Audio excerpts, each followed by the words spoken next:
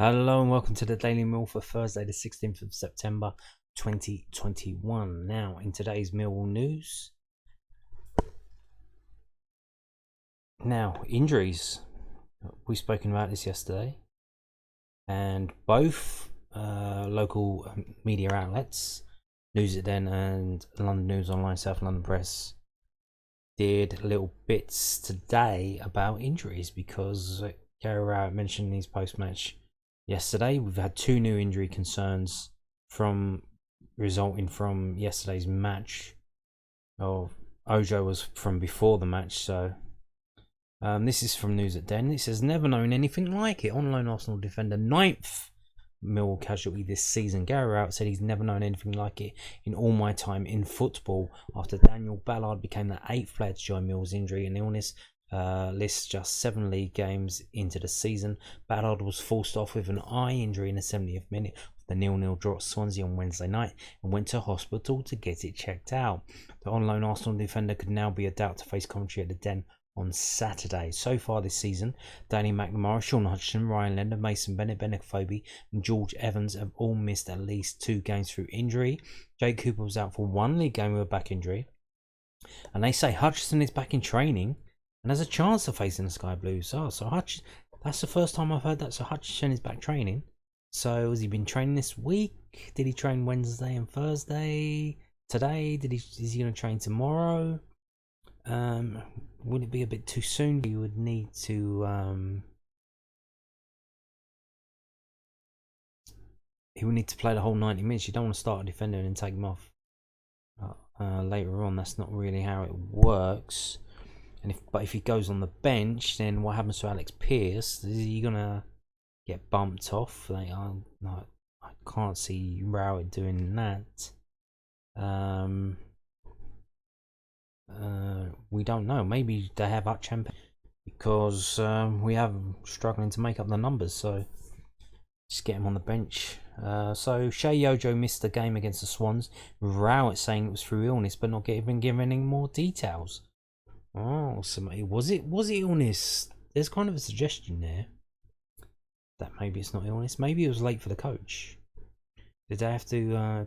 Where does he live? Does he live in Liverpool? Did he have to drive? Did they say to him, you have to drive all the way down to London, get on the coach, and then go to Cardiff? And he's like, what? Why can't I just fucking drive straight there? And then he's kind of ended up being late for the coach at the Den. I don't know. Seems like I don't know. I have absolutely no idea. I have no idea, but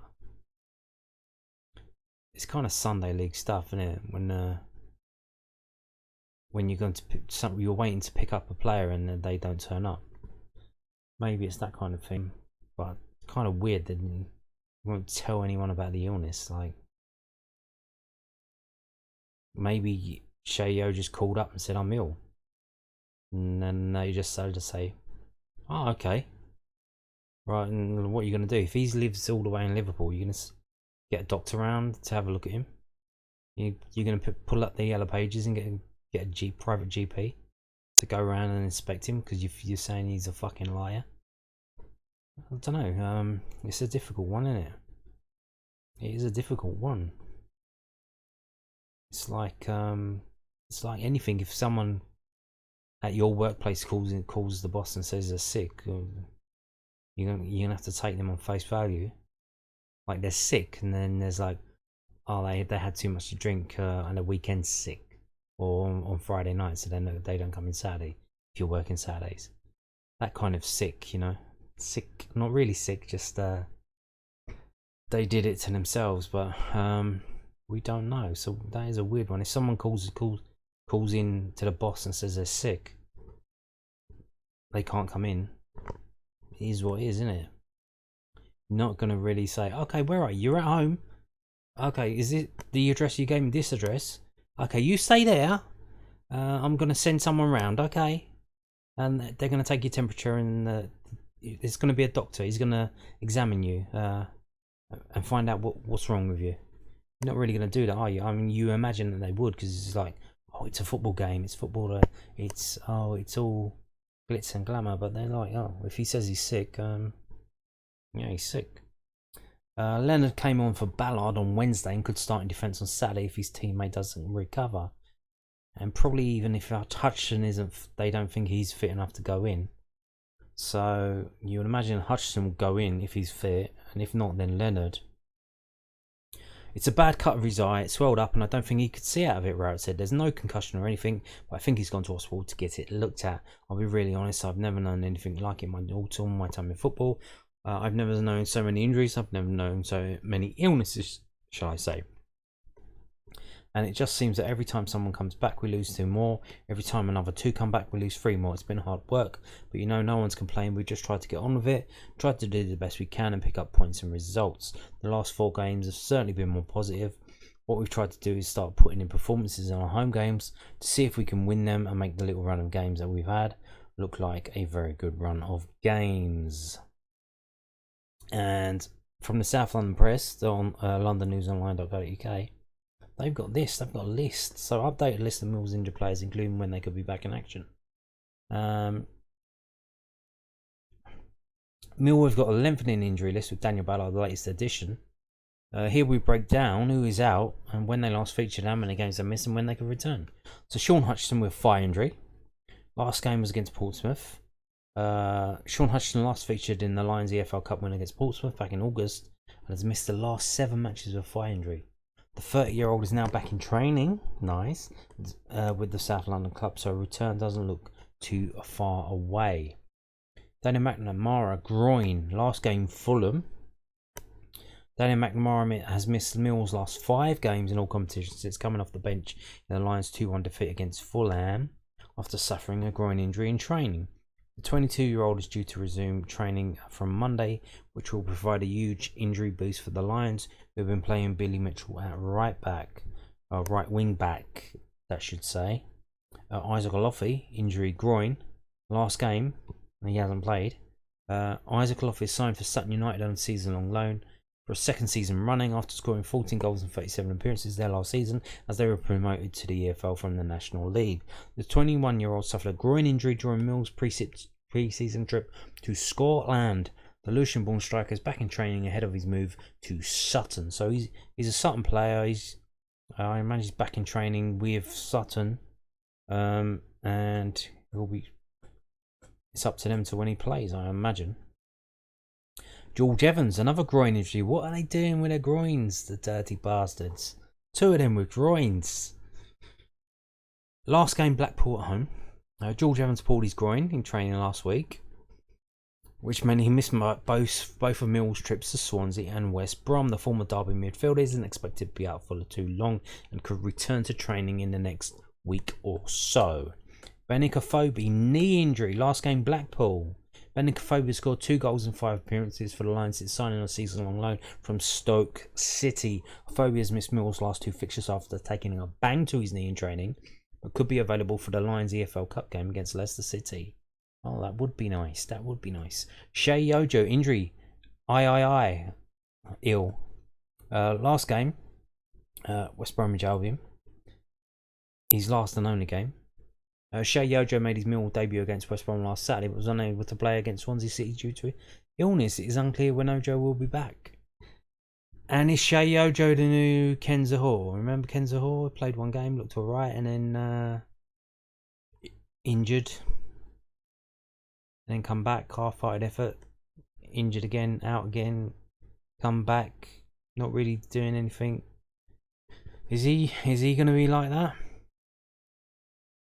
When you go into the loan market, you really got to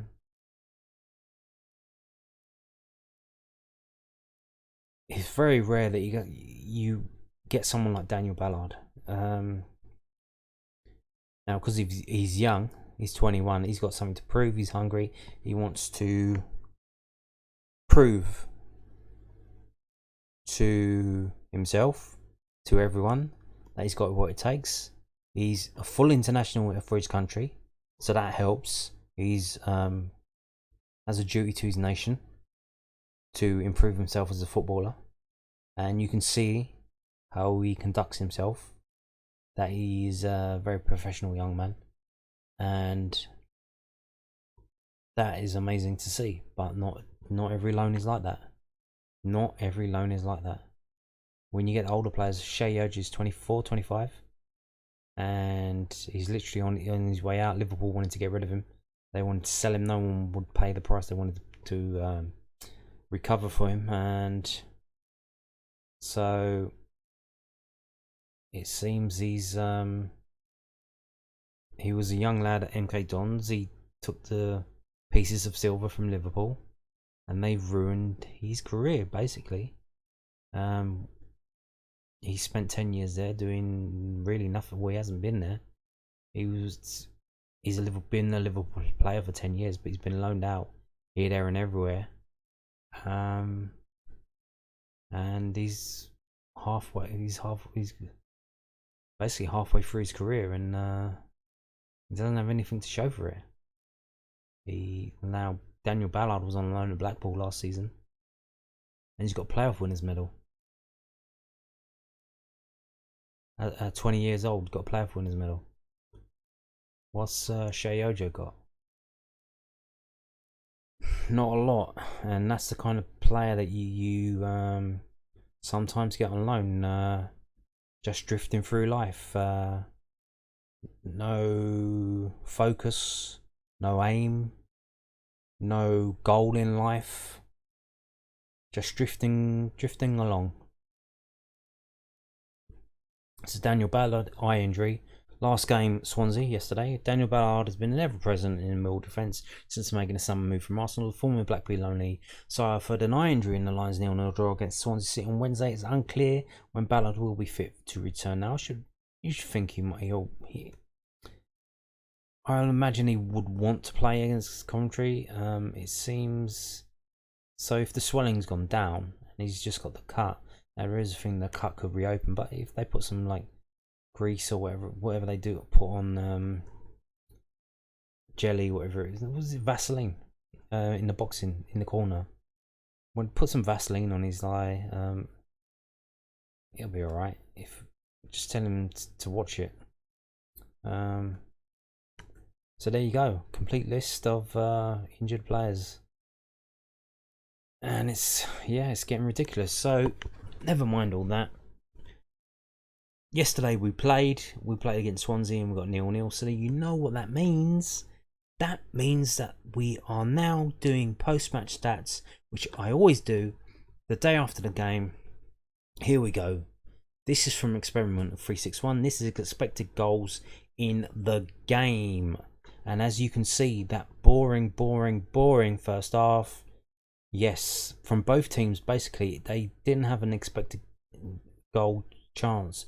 Really, these massive, long, flat lines. Look at that.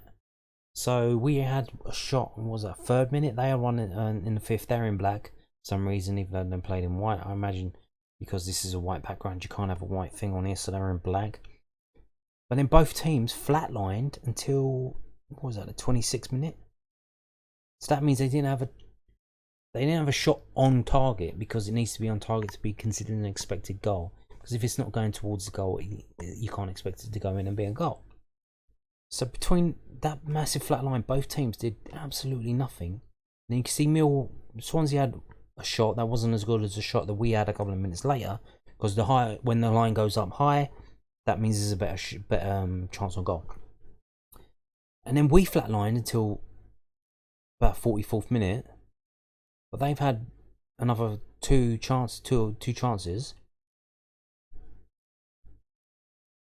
But look, two massive periods of flat lines. So we had one shot, then a flat line until the 26th minute. Then we had another shot that was on target.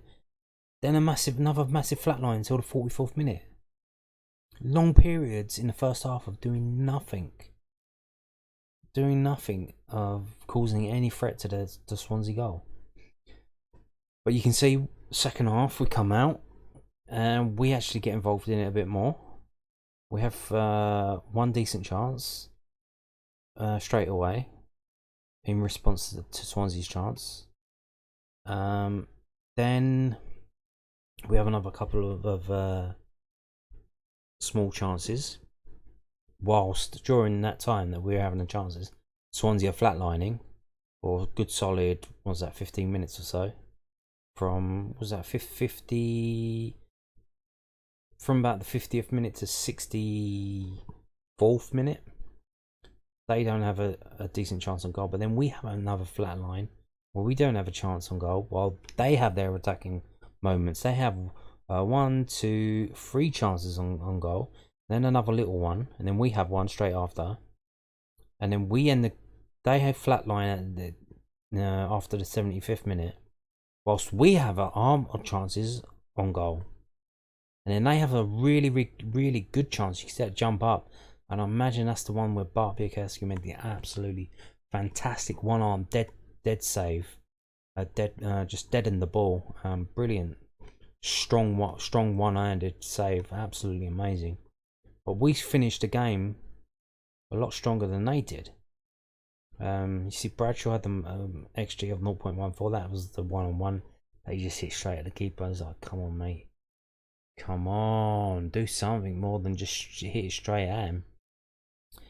And you can see here, so overall, if you look at the scores in the top left, this website is giving us the better XG. That we're saying 1.3 to us, 1.0 to them. We'll see if the other sites agree. Do they? Well, let's go there now. So this is from infogoal.net. No, they do not agree. So if you look in the middle, just above the red FT, they say Swansea 1.57 XG, Millwall 1.25. So slightly better to Swansea. Now these are the match events. So yellow card in the first half, and then everything happened in the second half. Yellow card for Bradshaw, yellow card for Murray Wallace, yellow card for Saville right at the end, yellow card for one of their players. We made a substitution first. Mason Bennett off, Mahoney on. Mason Bennett still coming back from injury. I imagine he was forced into starting today because of Ojo missing. So I imagine Ojo would have been the preferred option in the game plan of trying to counter Swansea on the counter attack. They brought on Obafemi and Walsh. Ballard went off and Ryan Lender come on. They made another substitution and Bradshaw came off and Smith came on. Was that too late? 86th minute to bring Matt Smith on. Was that too late? Was it too late? Could he have come on earlier? Maybe we could have. We were finishing the game strongly. Maybe Gary Rowett didn't want to interrupt that. But maybe you bring Matt Smith on and he boosts that when we're having that good period. He slots in and makes it a fantastic period by either setting someone up or scoring a goal. Maybe Jed Wallace would have been more happy to pass to Matt Smith rather than Bradshaw, because he had a chance where he could have crossed it to Bradshaw, but he decided to take a shot on. I imagine because he doesn't have much confidence in Bradshaw doing much with the ball. Now, if Matt Smith was that, just didn't load. Well, that's goalkeeper saves 4 and 4. Fantastic keeping from both keepers there. Total passes, you can see here, look, completely outpassed, almost double. No, not really, no, just under double. 6-2-6 to them, 3-5-2 to us. Wow, okay. So that's probably why Bradshaw wasn't taken off earlier, because according to this website, I imagine the stats that I'm pretty sure Rout follows as they happen. He's tuned into some kind of live feed of stats, I believe, because he always mentions them in his post-match things straight away. We had this many chances, they had that many. He's always saying that. So you can see here, Tom Bradshaw, 7.40, Millwall's best player. And so who did they say was the worst? Wallace 5.49. Was that because of the yellow card? And then Keefton Belt 5.71. Bennett 5.97. And the better players, Jed Wallace 6.93, Bielkowski 6.77, Scott Malone 6.74. pretty much as expected, you would imagine. So let's go back to the shot map, see if this loads up first time. Yes, it does. So here's Swansea's chances, and these are the two that should have went in. That one was the one I think the geezer kicked his own feet. Maybe that doesn't count because that went wide, so that won't be an XG. That's probably not that one. With the geezer, it was basically all he had to do was hit it towards goal, would have went in, and it was under his feet, and he kind of had to jump up to kick it, and he kicked the ball onto his own foot, and then it went wide. So maybe it won't be that one. That I believe was that the free kick, or the one from the free kick that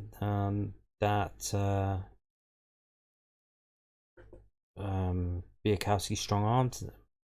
There you can see they had two decent chances there, and just half really low rated chances there.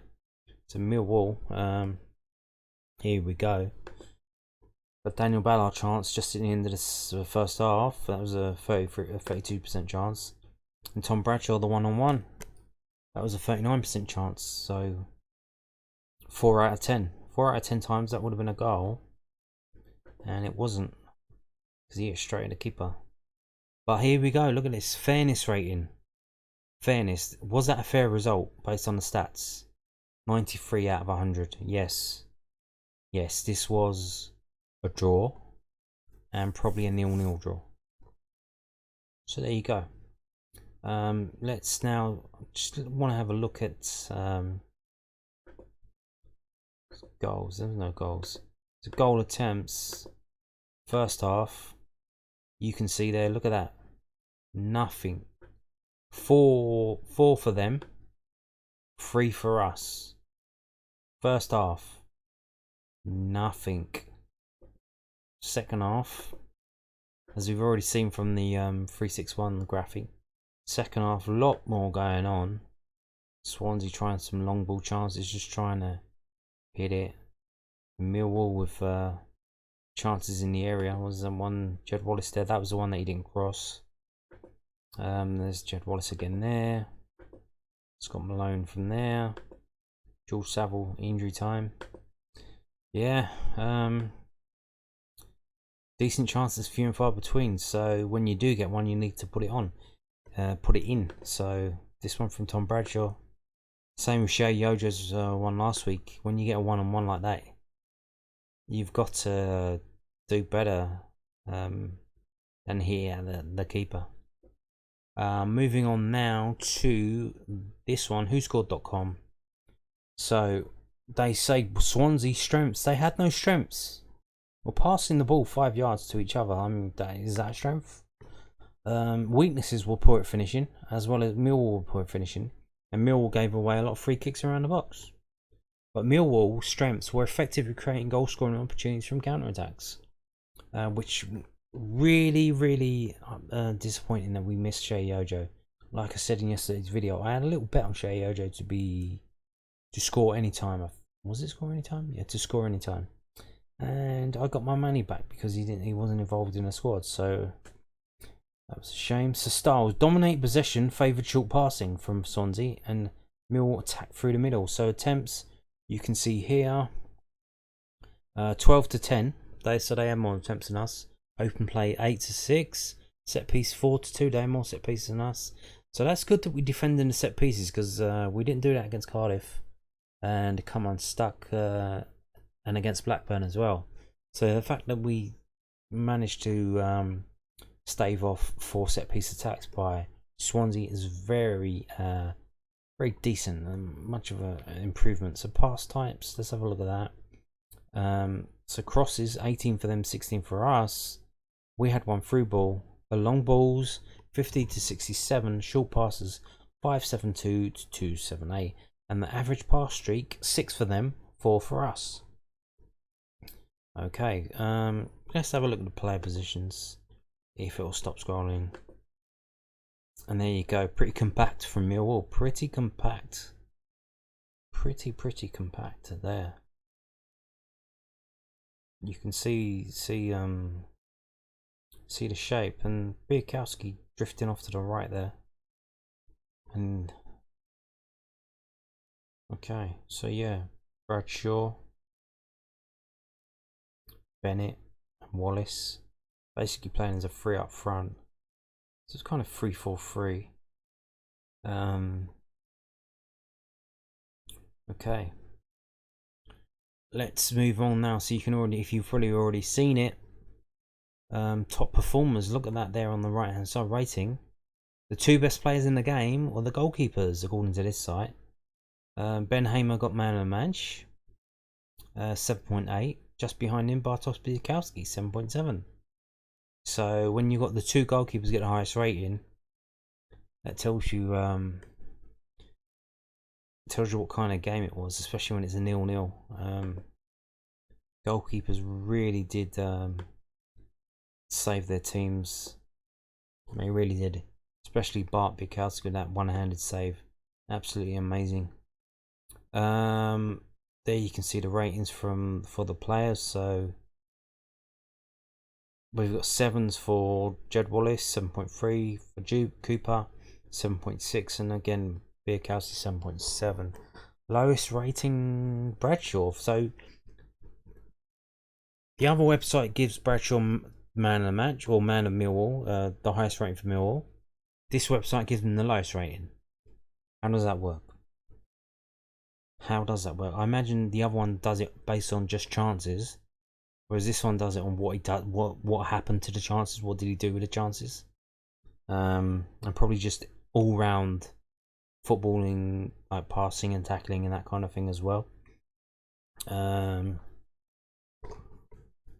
But yeah, let's just have a quick shift. So again, they have more shots than us.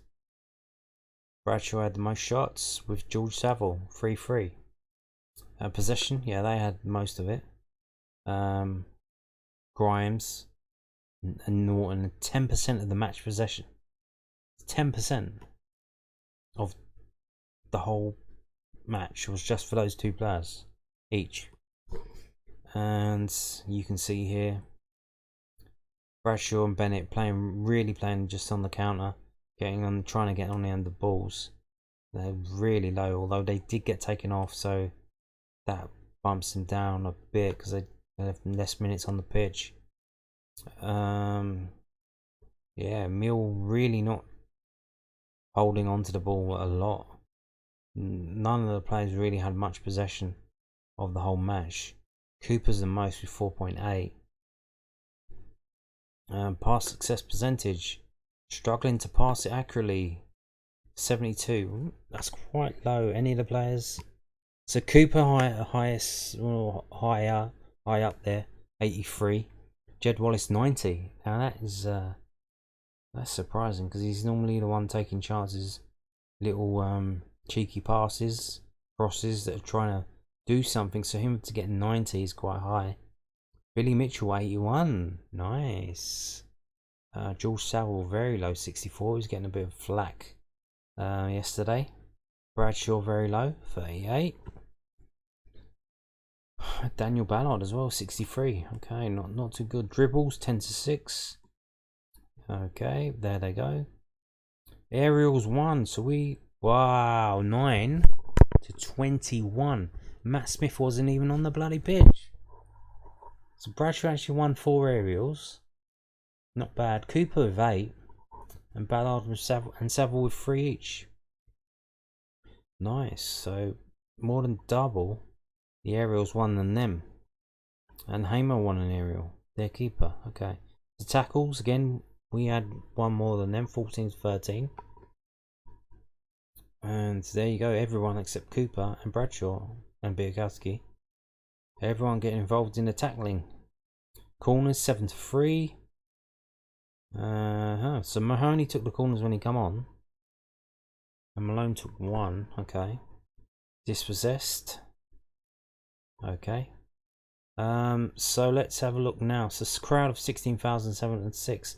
So if you look at the top where the club badges are, you can see that the ratings of the players divided by the number of players gives us 6.72 to Millwall, and 6.65 to Swansea. So that, according to this website, our players were marginally better than Swansea's.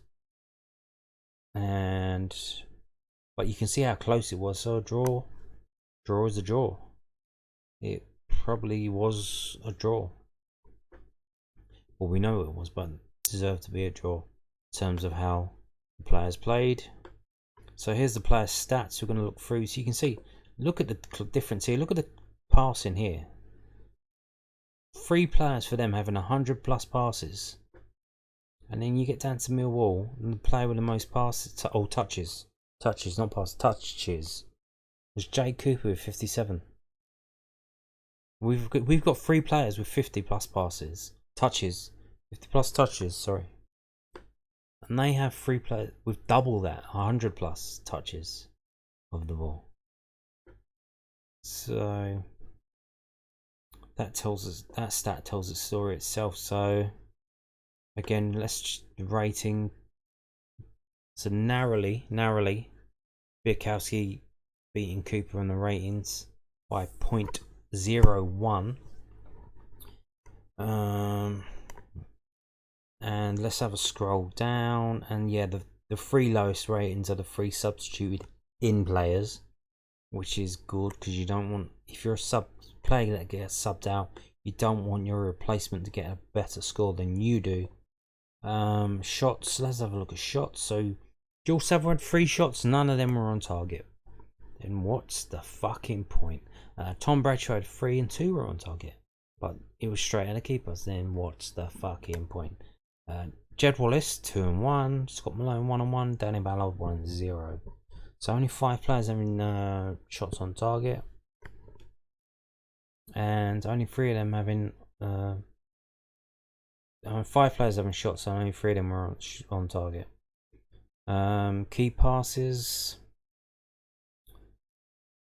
passing accuracy: Jed Wallace, Jake Cooper, Billy Mitchell, and George Saville really stinking the joint out. Danny Ballard as well. Okay, is that because of long balls? I don't know. We'll have to find out. So Bradshaw, very low. What happened there? Why was his passing so poor? Aerials 1. Jay Cooper, Bradshaw, Saville, Ballard. Yeah, we've seen that on the other one. And even Leonard and Smith, when they come on, 1 an aerial. Touches, we've seen 3 players with 50+. And then not a lot going on. Biakowski had more touches than Bradshaw, though he was on the pitch for about 10 minutes longer.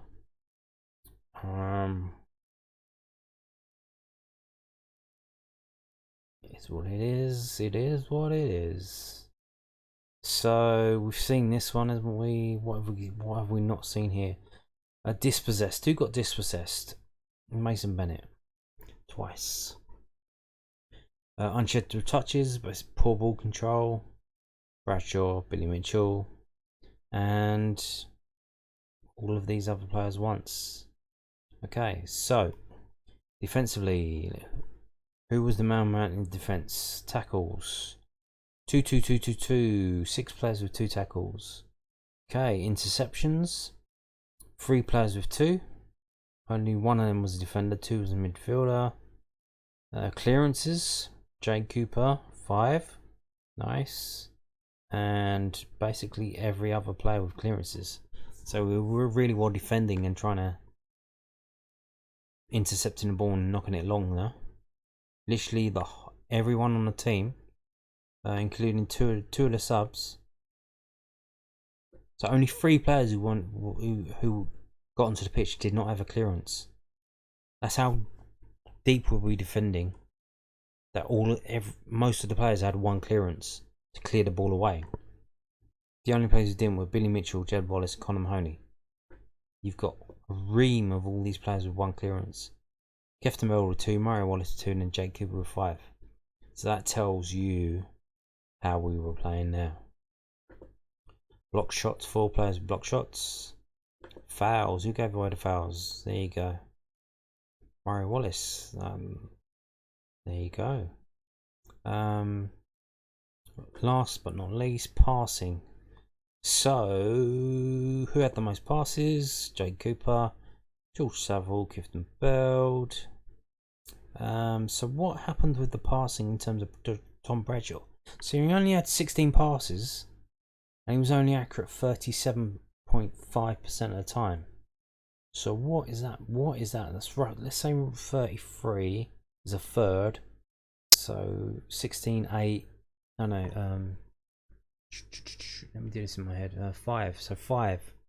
So he only had roughly 6 passes out of 16 that were to another Millwall player. Okay, that's probably why you're not starting. That's fucking atrocious. Has he been to Specsavers? Does he need contact lenses? Because that's comparable with our goalkeeper who kicks long balls. And you can see here, so Bart's 26 passes, 38.5% accuracy. That's because, what did he do? Long balls. Long ball goal kicks. 25 of them. And I imagine some offsides or whatever. Only 9 of them are accurate, so that gives him that score. And then you've got a player like Tom Bradshaw getting the equivalent of a goalkeeper kicking long balls down the pitch. Okay. So who comes out of this good? So Jed Wallace 29 passes, 89.7. Billy Mitchell 26, 80.8. Nice. Yeah. Passing wasn't all that. Didn't have a lot of passes, didn't have a lot of touches. Let's have a look at, let's just compare in terms of passing. Look at this. 2 players with 100 plus passes. Or just 100 and 101. But they were accurate 90 and 92.7.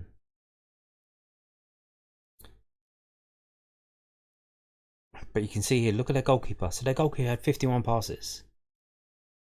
But he only had 21 long balls. So he had 30 passes that weren't long balls. So that's the modern style keeper with the short ball passing. And that's what they want. Play it out from the back. But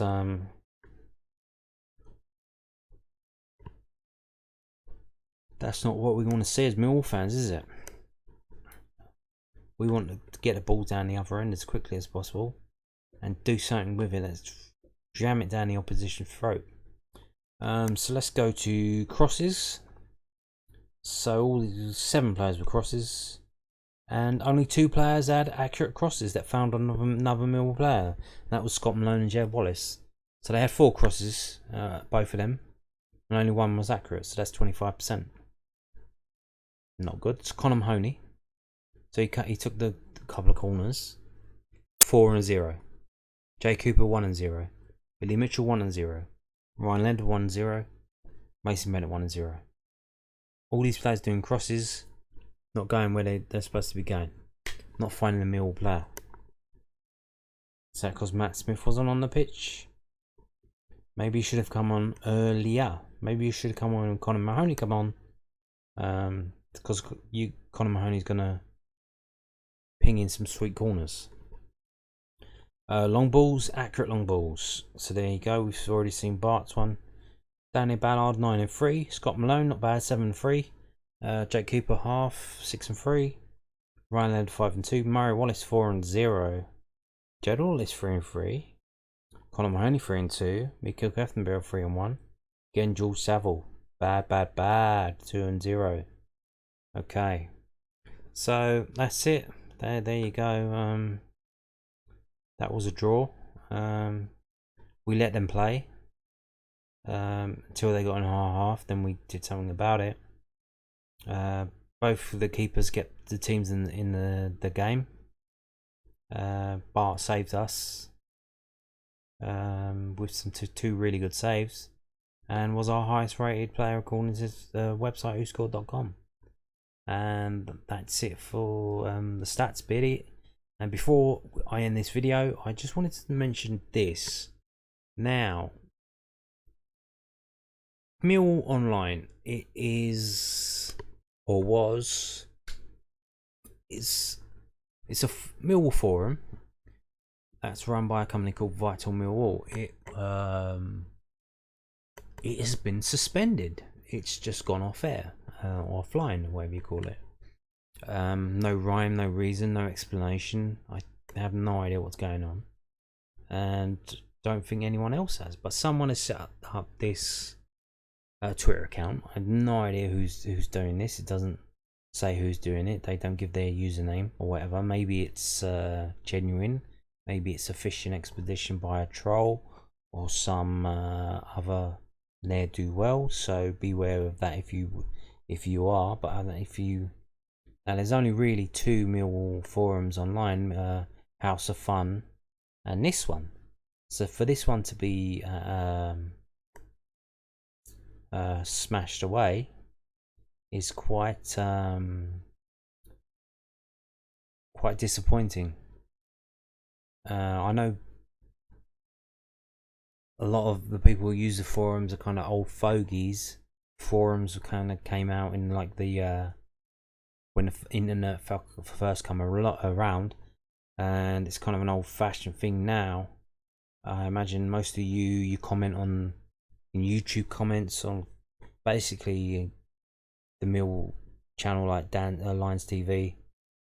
You talk in the comments, especially on the live streams. You all talk to each other. You talk with each other. Got a community going, that kind of thing. The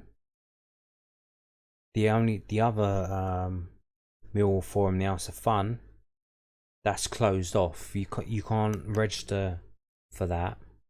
You need to be invited in. They need to know who you are, because what happened with Millwall Online is Millwall Online was their forum. The main page was called North Stand Banner, and you could go on there and view it. You didn't need to register. You didn't need to log in. Anyone could go on there and see it. So what do they call them? Lurkers or guests? So they'd go on. They would see it. But what happens? You got a lot of scumbags, a lot of people who have got problems with Millwall, got problems with Millwall fans. You know what I'm talking about, the ones who they are like programmed individuals who just say the same old line. They've never been to a Millwall game in their life, but they know the type of person that goes to a Millwall game. You know, racist, scumbag, that kind of thing, because they live in an unreal world and they've never actually done anything in their fucking lives, and they just latch on to what the consensus is and just repeat that like it's a truth that exists. And even if they wouldn't even conceive of going to a game themselves and seeing for themselves, because they already know. Like back in the day, the Sun sent some fucking Wally, some kind of journalist. I think it was he was also doing a bit of work for some black newspaper. Was it The Voice? Is that what it's called? And he went to the Millwall Brighton game, and you know what he heard? He heard Nazi chanting. He couldn't believe Nazis chanting Sig Heil, Sig Heil at a Millwall Brighton game. Now it turns out what this fucking idiot heard was the Brighton fans chanting seagulls, seagulls, seagulls, but they hear what they want to hear. So even when this guy went to a game because the Sun paid him to go to the game to do some air quotes journalism, he heard what he wanted to hear, because they don't have the ability to experience an objective truth. Everything is subjective and already pre-programmed the consensus of groupthink. So you would have these people come onto Millwall Online because they could go on there and see it, and they would come on, see certain quotes. Okay, oh look what the Millwall fans are saying. It's like clearly like people taking a piss, people having jokes. It's an online forum, you know. You see worse on Twitter. with all these fucking leftists, but they would come on the Millwall thing. So, oh, look what this Millwall fan's saying. Look what this Millwall fan's saying. And they would screenshot it and then come back to Twitter and spread it, or spread the shit, and then that would get back to the company that runs it, Vital Millwall. Then they would complain to the admins who were fans who were just not getting paid. They're just like volunteers to help run the site, and they had to delete posts, move posts around, put posts in the other section that wasn't visible to wankers who are scumbags, anti-Millwall scumbags, and it was just trouble. And a couple of times they had to close down signing up, but apparently something's happened now. I have no idea what it was because I wasn't on there when all the shit went down, and I can't find out what happened. But they pulled the plug. They've suspended the forum pending review, whatever the fuck that means. But it's been off for like up to a week now. So I didn't say anything before, but I'm saying it now. And I don't know who's done. So this is Twitter account that someone's put up, Millwall Online 1, at Millwall Online 1, and they're saying Millwall Online, Vital Millwall users, keep in touch here if need be. No idea what's happened on the forum, but follow this and we'll post on here. For now, be good to get Silver's Just Back report and a load of hashtags. So even they don't. So I imagine it's just some random user. Could just be another one of the wankers on a wind up, the anti-Millwall scumbags. But I imagine I'll take on face value it's sincere. Maybe they could have, the person who created this could have put their username up. That would have been a nice thing to see. So you could say, oh, no. The community of people who are on there, and there was up to a couple of hundred. So there was a busy community on there. But I don't know what they're gonna do now. If they want to get on House of Fun, they need a way in. They need to know someone on there that can get them in. Get a username and a password email to them, so then they can sign in. You can't just register and go on there. So I think a few have done that, but I don't know are they gonna do. Are they gonna just come on Twitter? They're gonna do a Facebook group. I don't know what's gonna happen. Maybe they should just drift away, which is kind of sad, because one of the last posts that I saw, and this is it's kind of upsetting. So there was a guy on there who passed away, and his wife got in touch with the people who run the site and said, and emailed them and said, this person under this username on this website's passed away. And then the admin of the thing put up a post telling everyone, and then everyone was rightly upset and passing their condolences and whatnot. But now I imagine the forum's been taken down. So if you imagine all the tweets, or not tweets, all the posts on that forum by that user who's passed away, and maybe people want to reminisce and go back through and look. I remember that guy said that. That guy said that, and like, he's no longer around. But have those posts been wiped away? Or they just took the forum off? Or they've gone forever? They deleted it? They yanked it? They yeeted it? They fried them? All the posts from all the people on there that were passed away, and now they're gone. That community of people is just gone. They just flick of a switch, they Thanos'd it. Maybe, but so I don't know where they're gonna go, but there is a Millwall forum they could join. It's an open one, and it's not being used now. So if anyone Millwall Online user wants to sign in, there is this Millwall Mad, balds.footymad.net, or just go Millwall Mad, Millwall Footy Mad, and get on here. You can register. You can come in now. It's basically a dead forum. There are posts, but it seems there's one guy who's just talking to himself. This guy here, but if anyone from Millwall Online, they just register on this site. Get it going again. If you want, it's there and it's available. Fuck Vital Millwall if they're gonna fuck you around. Go get on here and start going again. Build up your community here, like a bunch of refugees starting again. You can see this one's not very busy. You get 10 posts down, and we were into October 2020, over a year ago. So in a year we've got like 11 posts. Merry Christmas is the 5th post down. So yeah, it's a dead forum, so, but it's still going. There was a post 7 days ago